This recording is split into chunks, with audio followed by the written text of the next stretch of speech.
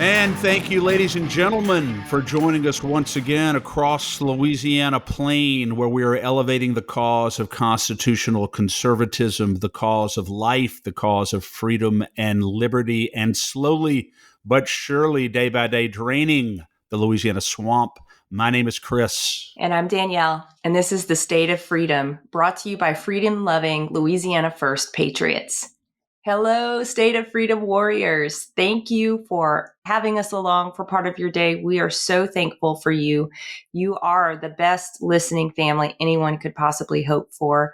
We're only here because of your encouragement, your prayers, and your financial support.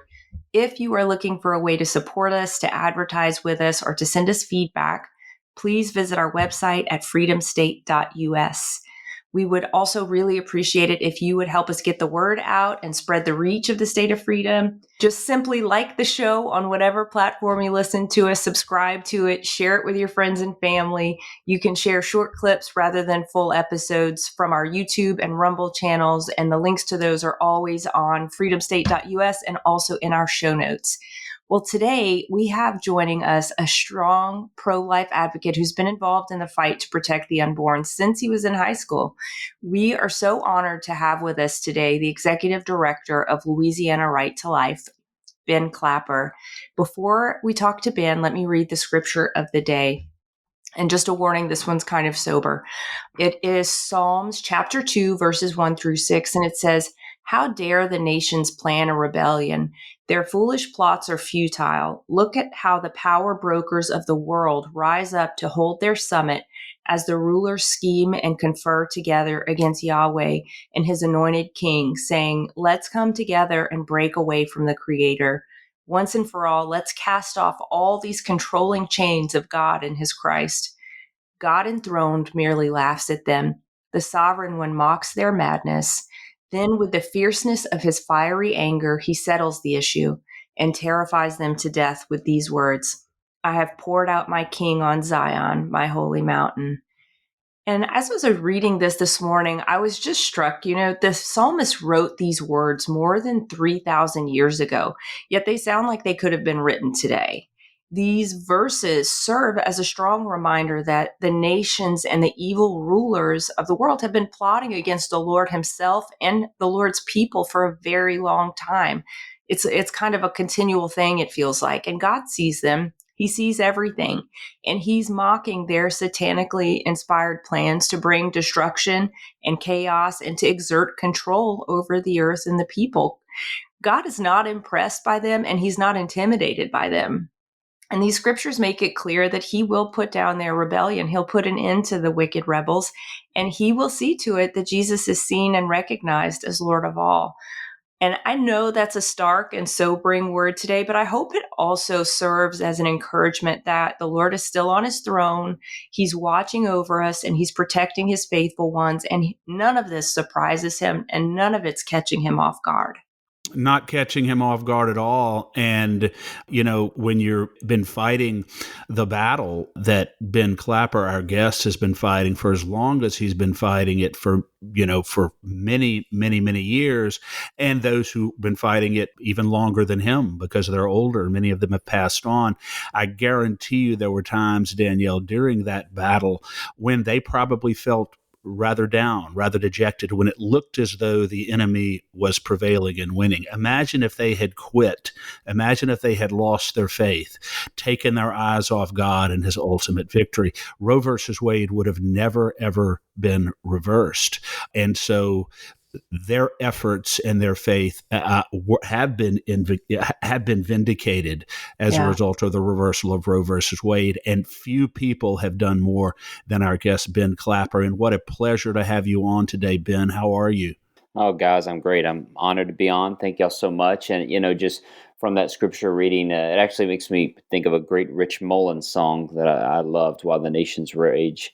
And it reminds me also that, look, people of the Lord who follow the Lord have been fighting for what's right against evil, not just in the past, for 50 years as it relates to abortion, but for all time, really. And, the Lord sees the whole span of things. And, people who fight against the things that the Lord holds dear, is it's important for us to remember that He has seen it all, and our mission is to be faithful to that call. Because we're not going to be successful. One of the creeds I live by, as Mother Teresa said, we're not called to be successful; we're called to be faithful. And we keep that in mind that in this movement, that and when we're fighting against evil, we have to remember that our focus is to be faithful to our mission, to the call that the Lord's given us, and leave success to Him. Of course, we do want to do our best, but our mission is faithfulness, and and if we remember those people who passed on, before they saw something like the overturn of Roe v. Wade, you're right. They may have passed away thinking, all my work was for naught. We're never going to get anywhere, which sometimes it feels like that. Even after Roe v. Wade overturned, it can feel like that. So, keep in mind that, strive towards being faithful to our mission.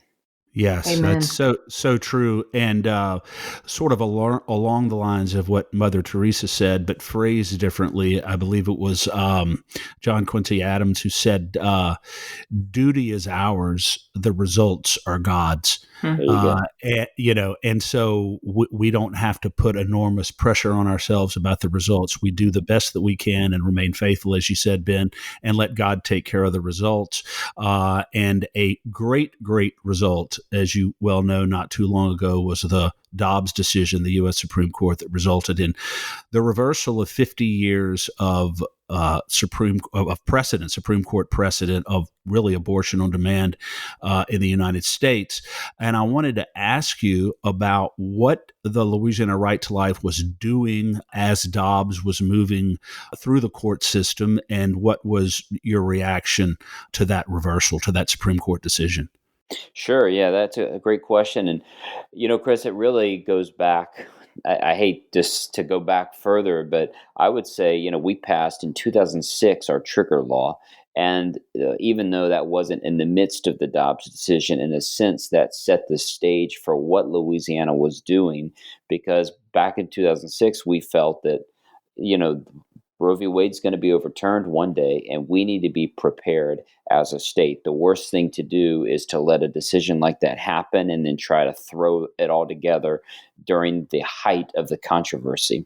So the 2006 trigger law that was passed, really called the Human Life Protection Act, was put in place then, that said that when Roe v. Wade was overturned, babies would be protected from abortion in Louisiana. So when the Mississippi passed the 15-week bill, it was just ahead. We actually had a 15-week bill in the Louisiana legislature, but Mississippi passed theirs first. So what Louisiana did is we put the enforcement of our 15-week law onto we hitched our wagon to the Mississippi law, so that whatever happened in the court system with their law, the same thing would happen for Louisiana. So from the beginning of that 15-week law, as it went through the courts in Mississippi, we were following them of what they were doing. So we watched the case closely all the way up. And when they received cert and, received the hearing, that's when we felt we need to make extra sure that the Louisiana law is ready to go. This hit the highest priority for us. If you remember that oral argument, we were listening to it. And we felt from listening to that oral argument that it was a very good chance Roe v. Wade was overturned. The way the justices were speaking, that combined with the manner in which they accepted the case, it made us feel that it was a high likelihood that Roe v. Wade was going to get overturned. So that was December of 2020, right? December of 2020, or was that? Yeah, I believe so. Right. So then then the Louisiana legislature met, in March or April of 2021, which was a couple months before the Dobbs decision. And that's when we began to work with State Senator Katrina Jackson on what's called the reaffirmation of the Human Life Protection Act, the reaffirmation of the trigger law, where we opened the law books up in the legislature and passed a bill that would do a couple things. First, it would reaffirm the commitment of Louisiana's legislators and the governor to the principles of the trigger law that were passed in 2006. We didn't want anyone to question if Roe v. Wade would get overturned, that, well, that happened in 2006. Are we sure they want to do it this time? Right. No, we wanted it to be clear that they wanted to. Second is the law needed to be updated. Some of the definitions needed to be changed. Some of the law reorganized, put in the right place, just to increase the chances that the law would survive legal scrutiny. Because we knew that once Roe v. Wade would be overturned, once Louisiana's law would go into effect, that it would get challenged in state court to to question whether it was correct. And that's how it all played out.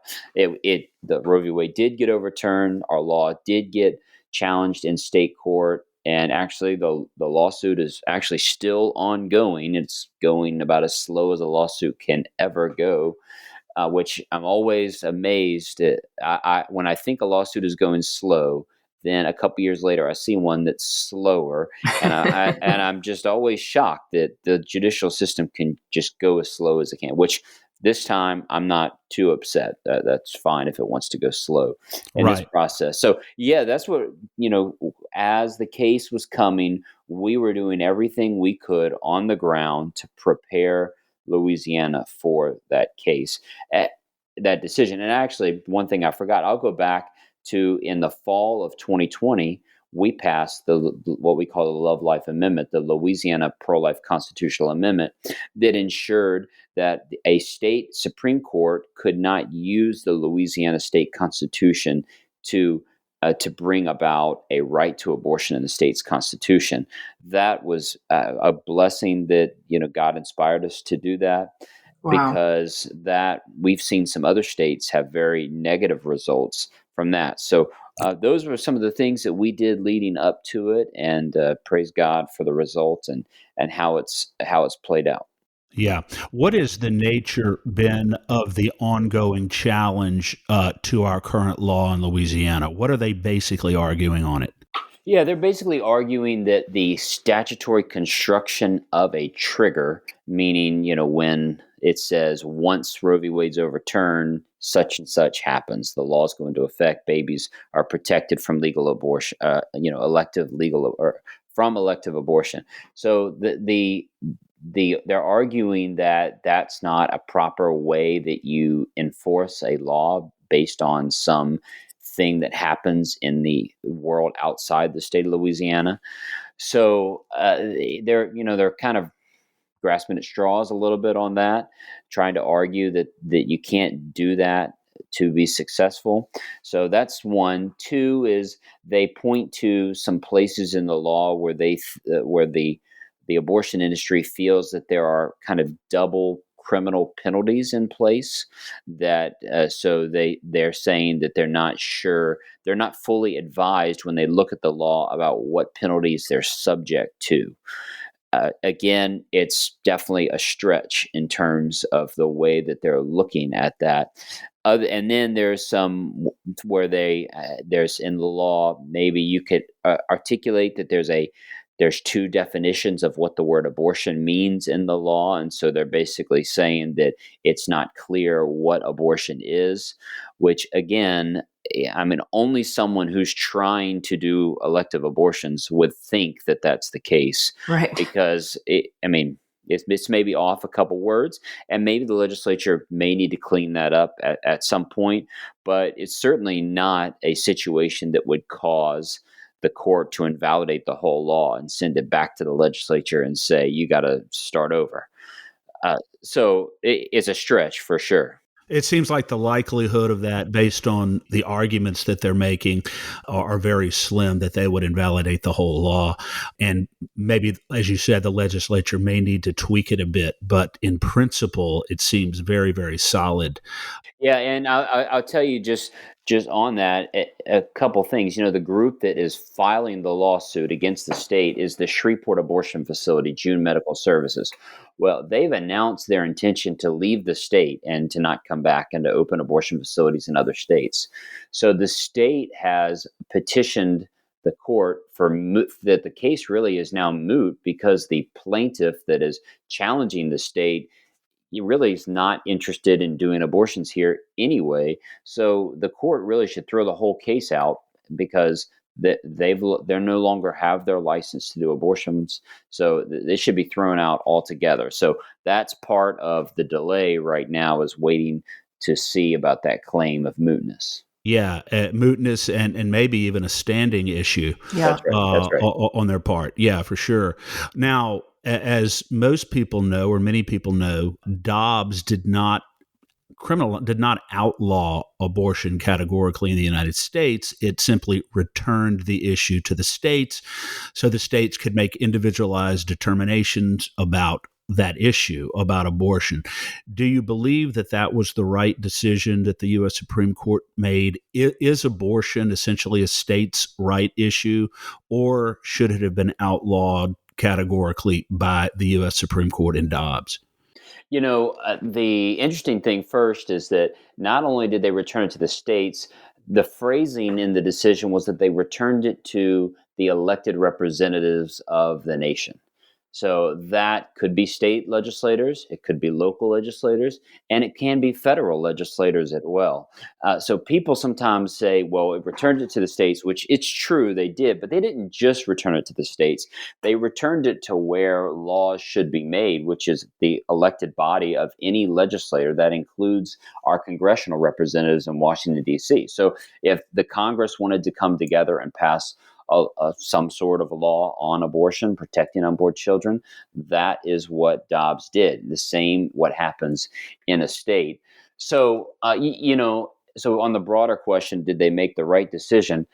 We value a court for not making laws, right? I mean, we've been saying that for 50 years, that what Roe v. Wade did is a court came in and they decided that, they forgot about what actually was coming up the court in Texas and the nature of it, but they just decided categorically to say that, well, abortion is a constitutional right. Therefore, in one moment in time, all 50 states, their laws legalized abortion. So when it came to the case that was before the Supreme Court, there was never a question before them as to whether they should outlaw abortion or not. So I would say that the Supreme Court did what it should have done, which it looked at the set of facts that was before itself, and it made the decision that it was before it. Now, I think that a legislative body could come forward and or even a lawsuit could be made that could state that, well, the 14th Amendment protects the right of due process of unborn children, and that, or of all people, and that 14th Amendment should be extended to people waiting to be born. Then, if that case is before the U.S. Supreme Court, I think the Supreme Court should recognize and validate that extension of the right of every American to those Americans who are just waiting to be born. Yes.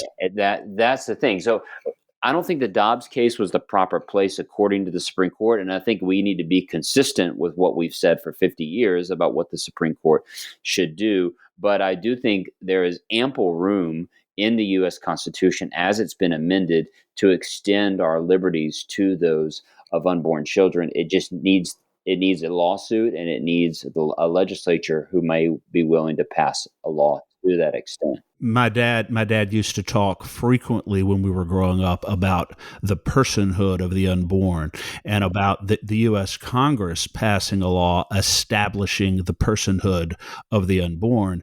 And based upon the science as we know it now, Ben, I mean, there's no question scientifically that we're dealing with a human being in the womb. So I could very easily see the U.S. Congress passing a law declaring establishing the personhood of the unborn, and then the U.S. Supreme Court hopefully would be in a position to uphold that law. But I do agree with you as far as the Dobbs decision itself goes. The court was deciding the issue that was before it, which is what they're supposed to do, and not supposed to go beyond that. That's right. Well, that put us into this mess, right? I mean, just think if Roe v. Wade had never been put in place in the first place, certainly there would be situations where some states, which happened before Roe v. Wade was handed down, some states had chosen to begin to legalize abortion in some circumstances, but it left it in the hands of the legislature. Well, what's happened is that once the issue was taken away from the citizens of the country for 50 years, and people basically digested this bias that abortion's legal, and if something's legal, then therefore it's okay. And now, when Roe v. Wade was overturned, it's like it's like the lid burst open, and now you have states and people in the country who have been used to abortion being legal for 50 years, essentially on demand. And when a state now is trying to protect the rights of the unborn child, it's becoming difficult. So Roe v. Wade really, if we had just left this in the hands of legislative bodies from the beginning, then I think maybe like some other countries, there could have been maybe it wouldn't be so volatile, or at least there would have been a time and a place for a conversation and a debate in society, which certainly, I hope and pray that, we would win so that we can protect the rights of these unborn children. Yeah. And you mentioned, Ben, the trigger law already, and the fact that Louisiana was in a protective place and a ready stance really for when Roe got overturned. And what is the state really of abortion in the state of Louisiana? One question I've really had on my mind is the morning after pill still available? And are morning after pills included in rape kits? Because I think that's an aspect that may get overlooked. Sure. So, just to the state of abortion in Louisiana, the laws in place, and the law of Louisiana is, states that abortion, which is the intentional taking of of an innocent human life in the womb, is illegal. And therefore, places that were doing abortions, there were 3 active abortion facilities before the overturn of Roe v. Wade. Those businesses are closed. We need to remember that those were for-profit businesses; they weren't nonprofits. So those places are closed down now. The law is predicated on the intentional act of elective abortion. It's important to remember that a doctor taking care of a miscarriage management, that's not an abortion as it's defined under the law. It may be in a medical term called a spontaneous abortion in some places, but that's not illegal. The law clearly exempts that out. A doctor who may be helping a woman who has an ectopic pregnancy, the law clearly exempts that out. When a situation when the mother's life is in danger and is in jeopardy, the law has provisions in there that protect and empowers the physician to help the woman in that situation. I would say that the only maybe thing that is legal that we would call an elective abortion is these abortions in cases of medical futility. Now, it's certainly different than someone who has a healthy pregnancy and a healthy child going to the abortion facility in your local town just to have an abortion because you no longer want to be pregnant. The medical futility situations that are legal, which we don't support, that was passed over our opposition, are those situations when the unborn child has a chromosomal or genetic condition that the medical consensus is the child won't live outside the womb.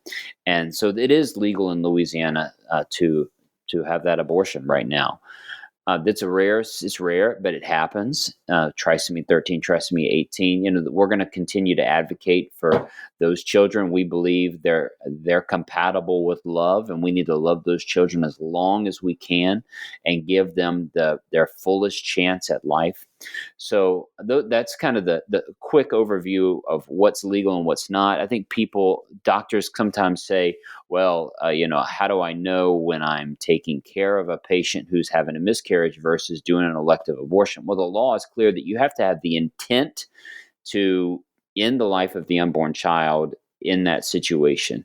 So, in a miscarriage, if you're trying to help a mother who might be who might be hemorrhaging, or it might be some situation, the intention there is to help the mother in that situation. And if the unborn child unfortunately dies in the process, that's a different thing. So the law is clear on that. When it comes to the morning after pill, the law does accept that out.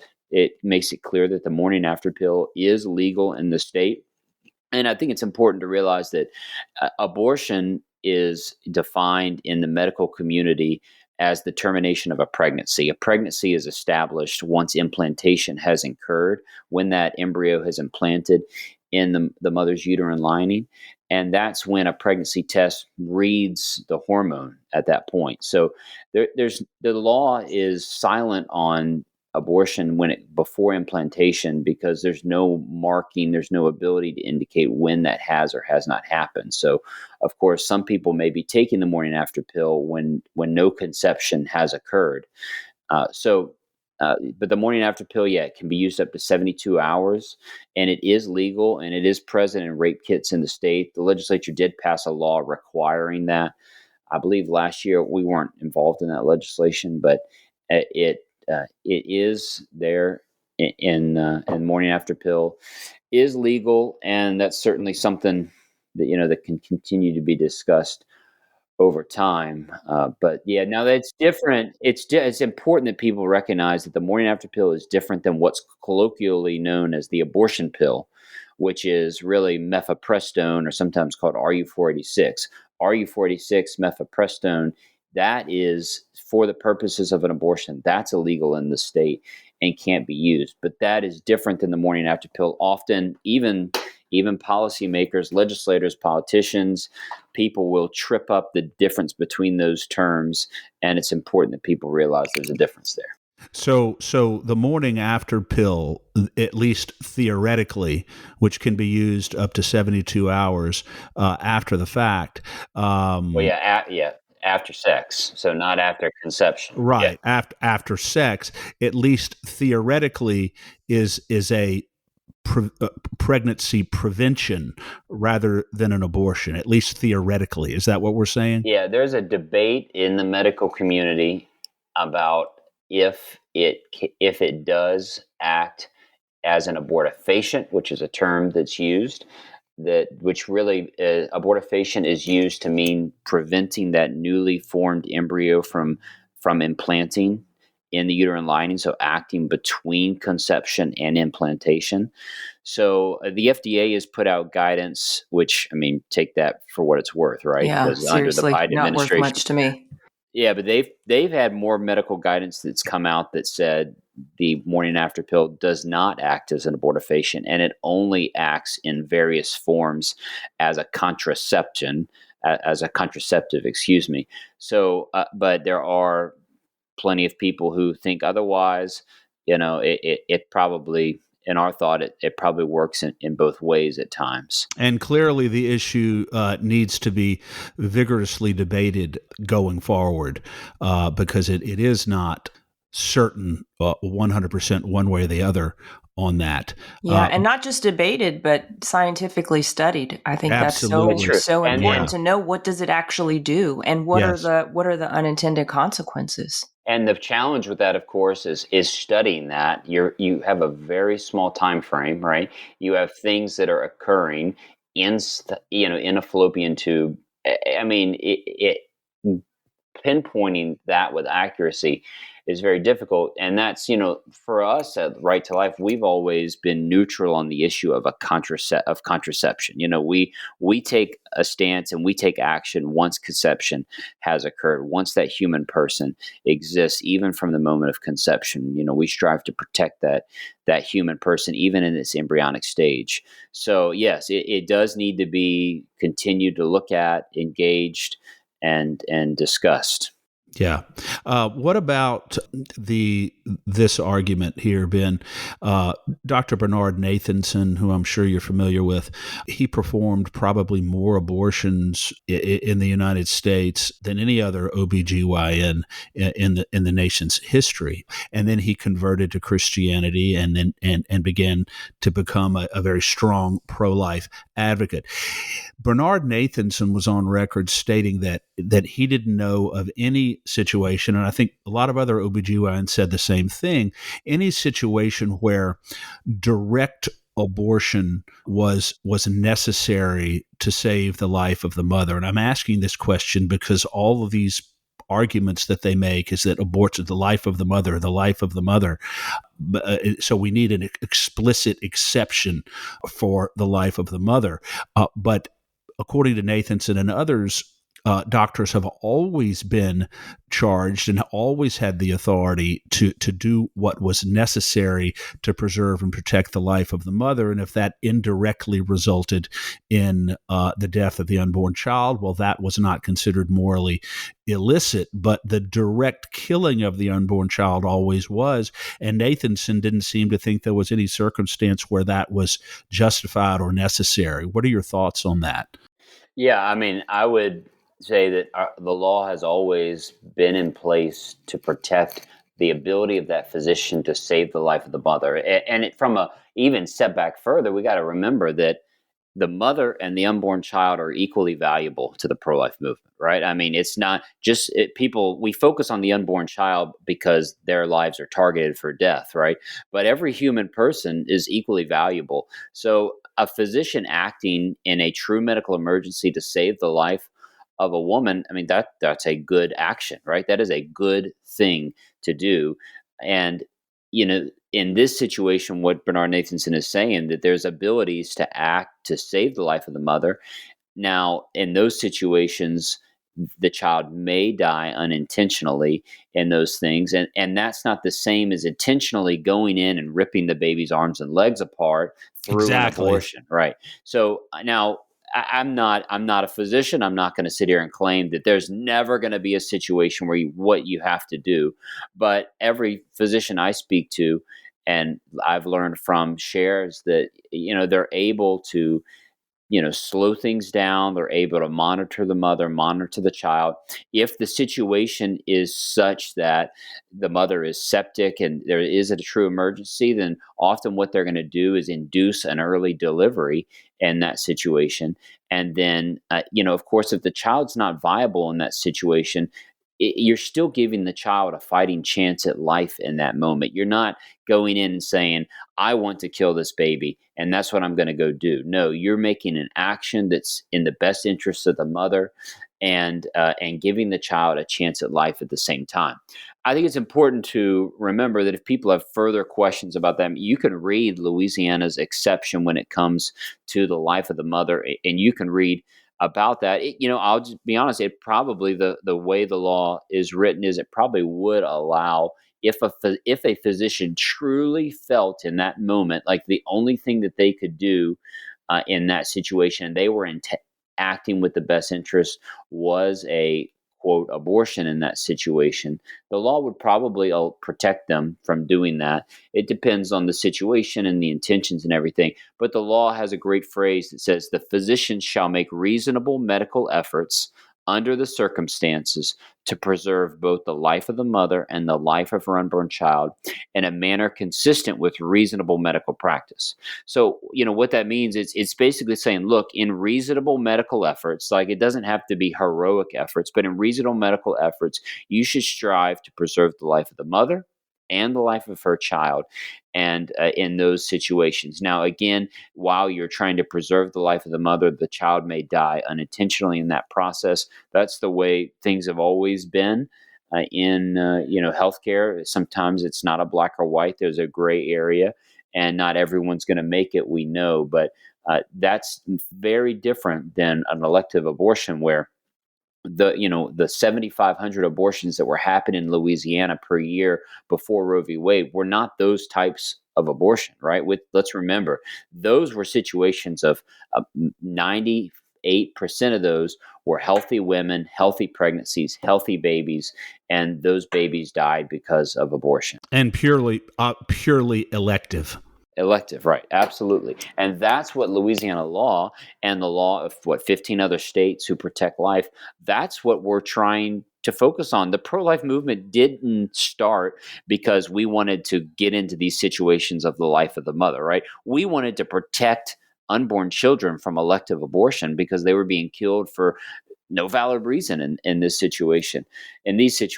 So that's why the pro-life movement's got involved. And as you've seen, since Roe v. Wade's been overturned, the focus has gone from what we've been pushing on all these elective abortions to stop those, the focus of really the media has now shined the light on these very difficult, hard, rare situations. And these are difficult situations, many of these things.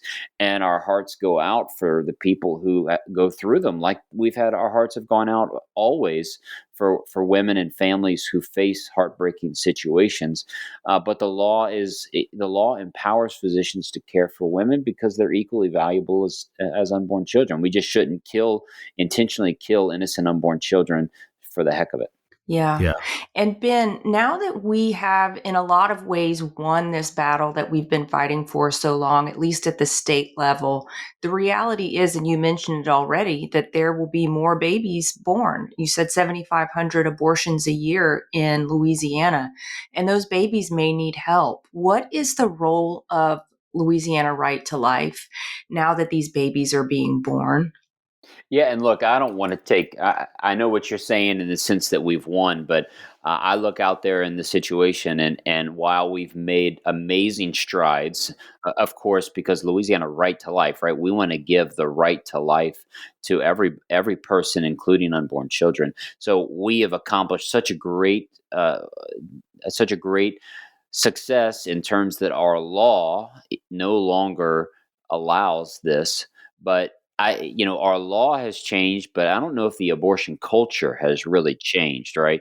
And the abortion pill, the RU46 mifepristone regimen, which has really developed over the past 20 years, and really grown in its usage, has become difficult because those abortion pills are being sold online from other states, other countries, even.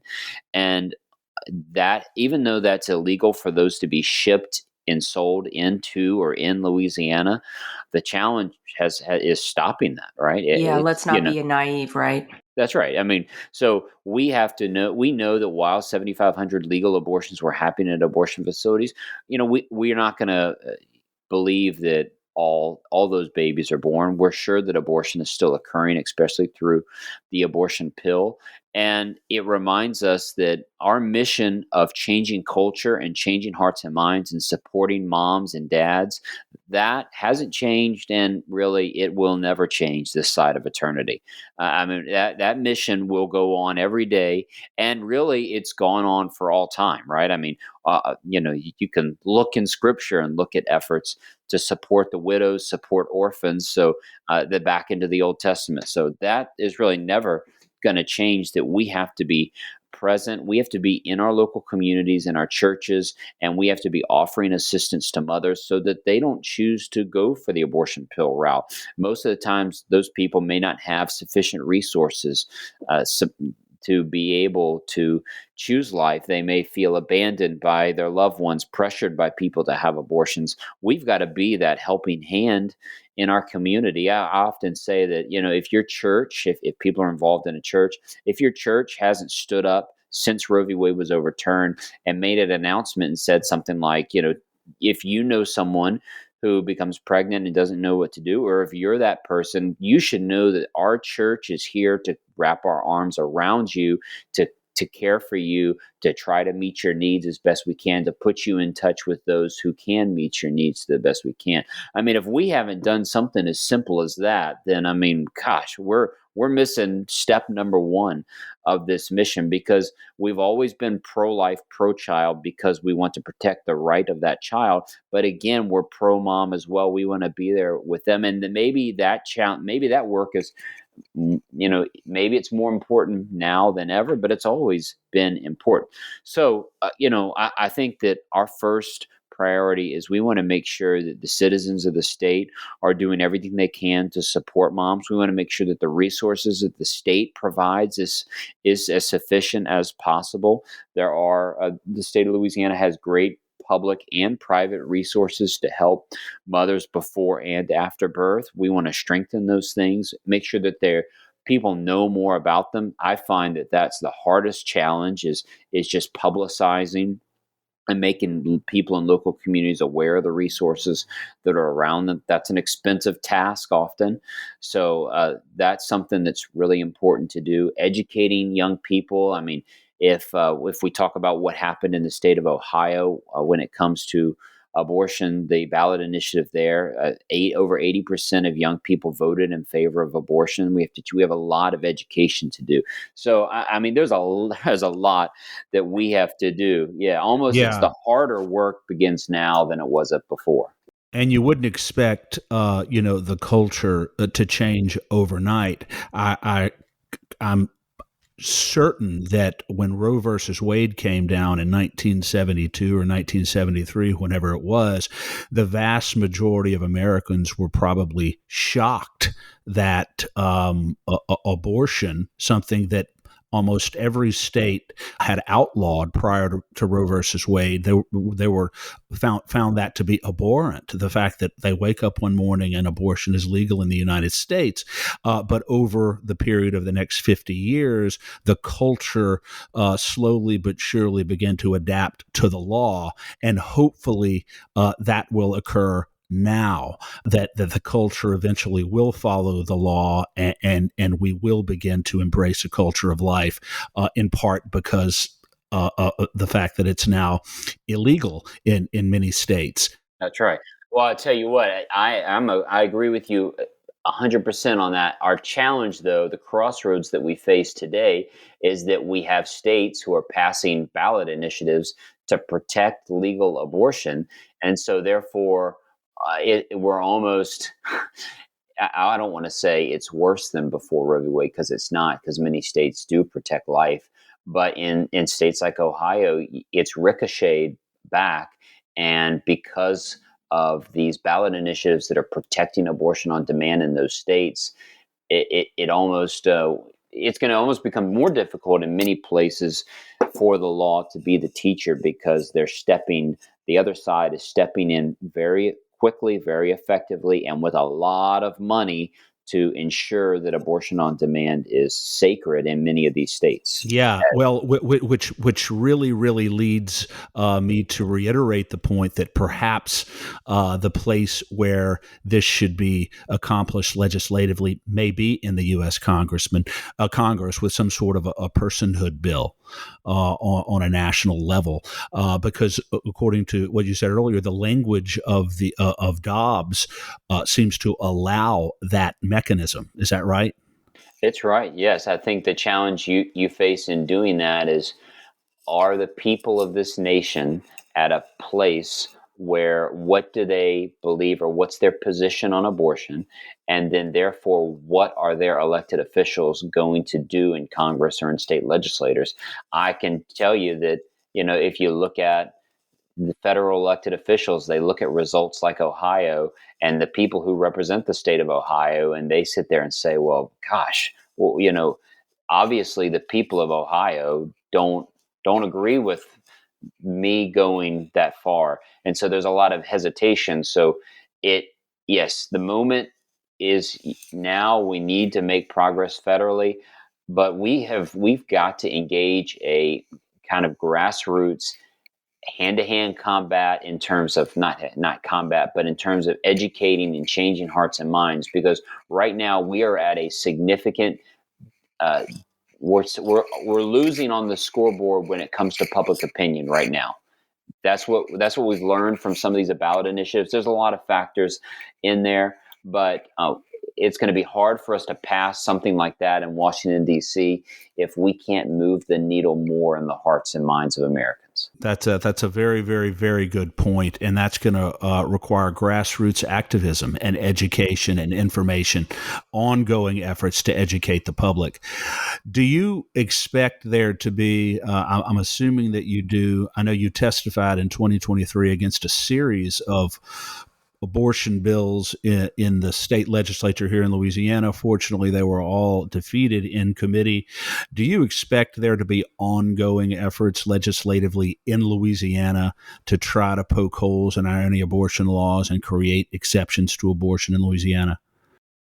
I think there will always be efforts to do that, and how successful they are, who brings them, all of those things factor into their level of success. But I do continue to expect that to be done. Interestingly, the state representative that brought that bill that maybe you're speaking about, not this was the one when it comes to, very vague things about viability. And, Yes. that state representative just got defeated. And Yes, she so, did. so now, so will that bill itself be brought back? It'd have to be another state legislator that would do that. Very thankful to the people of Slidell who made that decision. And I'll say this, Ben, let me just say this, that there's no question, because we were involved in that race with Brian Glorioso over there in St. Tammany, and that was one of the main reasons why she lost was because of her position and her authorship of that legislation. It wasn't the only reason, but it's certainly a good sign, at least in that district, that people are very pro-life and very much paying attention to the issue. Yeah, and I tell you what, on that, it was the really, and this is State Rep Mary Dubuisson, who Brian Glorioso defeated, for those who are listening. But, for us, it was the things that she said publicly that were just so blatantly false, and really paints a picture that many people in the state of Louisiana and across the country are not informed about what our law does and doesn't do. And because she said in front of the legislature, and then she went on to print this on one of her campaign mailers, and she said that Louisiana law requires women who have miscarriages to carry dead fetuses to term. Oh my gosh. I mean, can you believe this? And the media picked up on it and said it.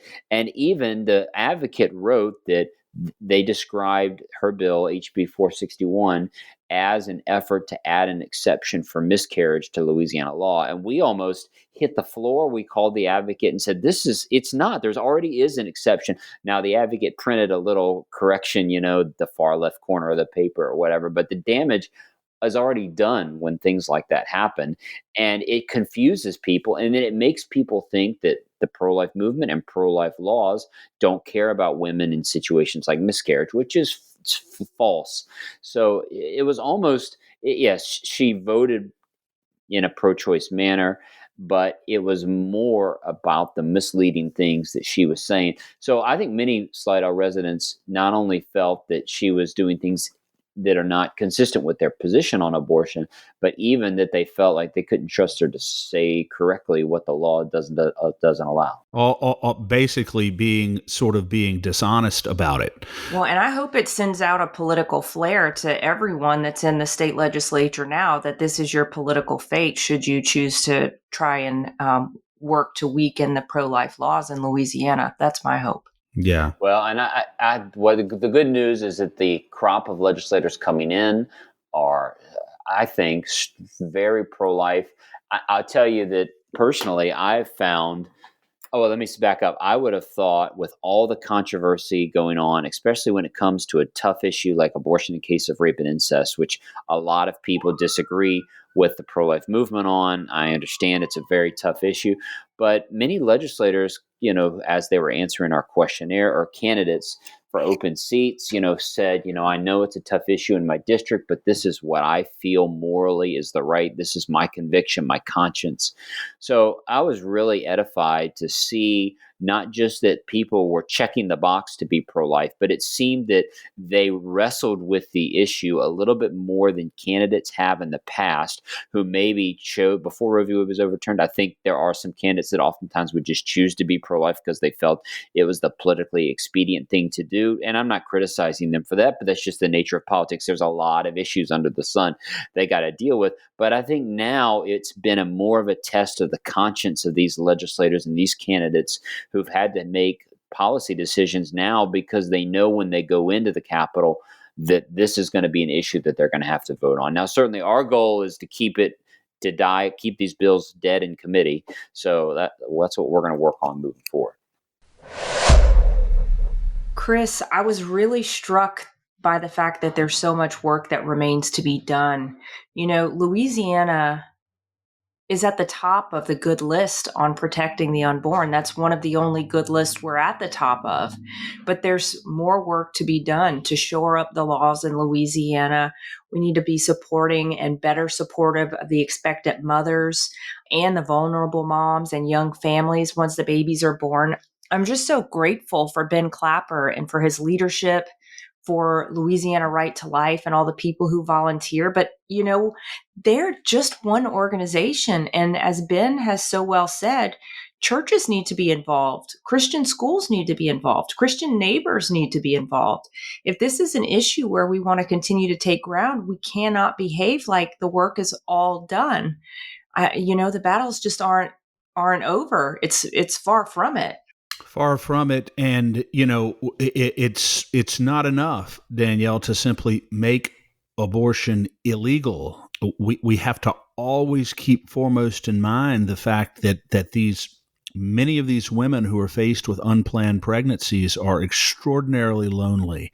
They have nowhere to go. They feel like they have no resources, and they're frightened to death. And it is so important that they be reached out to, not in judgment, but in compassion and in love and in support and in affirmation. They don't want to have abortions. There's nothing that's more fundamentally contrary to a mother's nature than to want to abort her child. But they're driven to it because they feel like they've got no other options. And that is where we come in. And as you said, not just Louisiana Right to Life, but citizens and churches across the state need to be reaching out. And even before they come across one of their congregants or a young girl who's faced with an unplanned pregnancy, they need to make it clear to everybody in advance that if you're faced with this, we will reach to you with compassion and love, and you do not need to worry about being judged by us. We will approach you with compassion and love. That's how we preserve and recreate the culture of life in Louisiana. You're so right, Chris. I think compassion is the word that's so well said here, because the left has really done a remarkable job of painting pro-life people to be the ones who have no compassion. And there's no greater compassion than that people could have than to care about people who can't fend for themselves. And, as we continue to take ground in this area, it's always obviously been important and vitally important to make sure that the mothers know that they have support, that they have people who will back them up, who will help them, get what they need, whether it's medically, whether it's food wise, work wise, and just emotional support wise, babysitters.